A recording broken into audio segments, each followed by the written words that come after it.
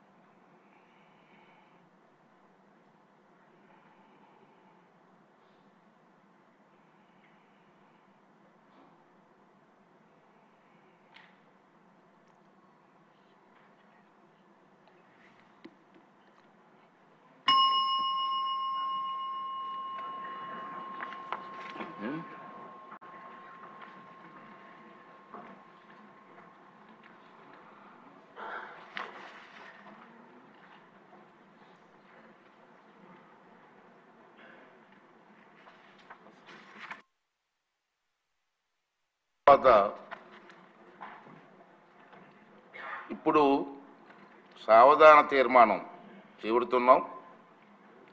జై నాగేశ్వర రెడ్డి గారు.